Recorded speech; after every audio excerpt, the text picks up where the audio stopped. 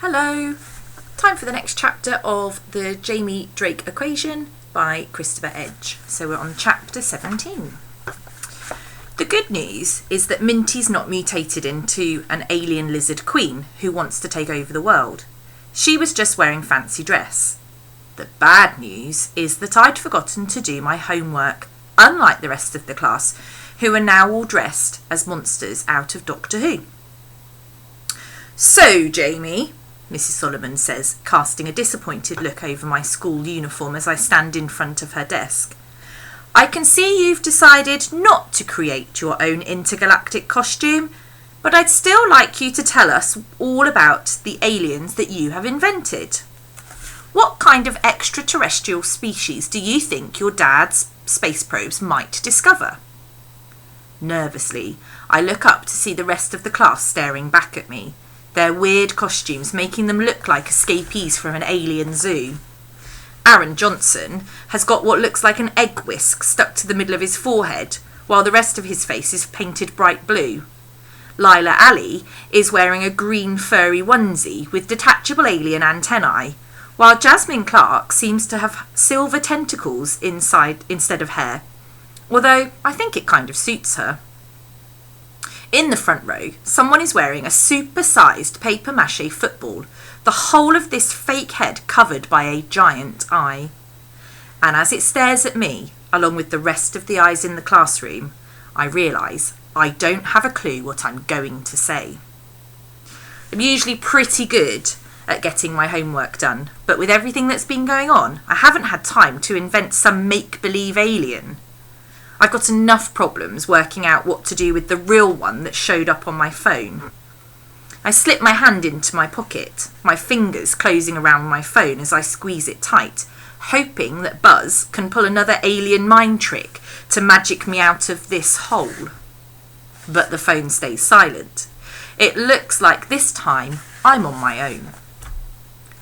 When you're ready, Jamie, Mrs. Solomon prompts me. You have done your homework, haven't you? Next to my empty chair, Minty grins, her green lizard face lighting up at the sight of my embarrassment. There's only one thing I can do. Tell the truth. The aliens that I've discovered, I start to explain, are called the Hive. And then it all pours out of me. Everything that I've found out, everything that Buzz has showed me. Using the picture I drew, I tell the class about their huge spiral cities filled with golden light, the air teeming with alien intelligence. I talk about the swarms of satellites they use to harness the power of the stars. I explain how the Hive have lived for billions of years and how they've survived. And when I finally stop talking, I see my teacher staring back at me, her mouth wide open. I glance around at the faces of my classmates, their alien disguises, unable to hide their surprise as Minty slowly shakes her head to let me know I've gone too far. Wow, Mrs. Solomon says when she finally remembers to speak. I wasn't expecting that. You've thought of everything, Jamie. How your alien civilization would live, the technologies they might develop, but most importantly, how they would communicate. A hive mind storing the knowledge of their entire species, living beings transformed into pure energy travelling across the galaxy at the speed of light. It's an incredible thought. But the rest of her gushing praise is swiftly cut off as the school bell rings. As everyone starts talking at once, our teacher claps her hands. That's not the bell for break time, Class 6, she explains, raising her voice above the hubbub. We are having a special assembly today in the school hall, and that's where I want you to go now. With a groan, the rest of the class start to wiggle their costumes out of their seats as they head towards the door. But as I turn to join them, Mrs. Solomon calls me back. Jamie, could I have a quick word? At first, I think she's going to give me a hard time for not dressing up like an alien, but then I spot my maths test on the desk in front of her. I know that you have struggled a little bit with your maths work this term, my teacher begins, fixing me with a sympathetic smile, but I wanted to talk to you about this test paper. I'm sorry, I tried to use my calculator, I say quickly, thinking that Mrs. Solomon is going to mark me down for cheating or something. Mrs. Solomon shakes her head. It's not that, Jamie. It's your answer to the last question that I wanted to talk to you about. She turns over my test paper to reveal the scribbled letters, symbols and numbers that cover the page. You see, most of the class stuck to inventing simple linear equations, but you seem to have got a little bit carried away. I looked down at the scrawled equation. I don't even remember writing this. I was just messing about, miss. That's what I thought, Mrs. Solomon replies. But I've a friend staying with me this week who works as a professor of particle physics at Lancaster University. She's currently running a project at the Deep Mine Lab over in Clackthorpe. My friend happened to spot your test paper and said that your equation looked a lot like the Standard Model.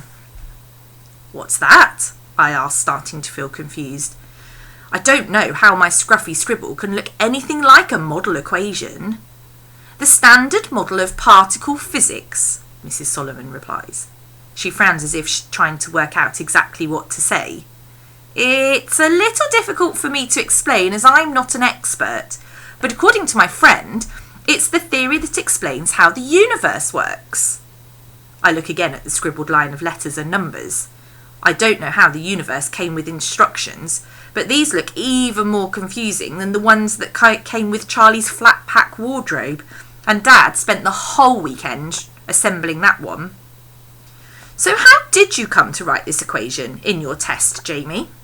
Mrs. Solomon asks, her forehead wrinkling into a frown. My friend says she only teaches this to her master's students and didn't think that a primary school pupil would have even heard of the Standard Model. She's right there, but I bet Buzz has. I must have seen it somewhere, I replied, desperately trying to think up of an excuse that doesn't include the alien on my phone. Maybe it was in one of my dad's books. It must have just stuck in my head. I thought that would be it, Mrs. Solomon says, a slight sigh of relief washing from her frown. I told my friend that your dad was Dan Drake, astronaut and all-round genius. The funny thing is you made a mistake in the equation anyway.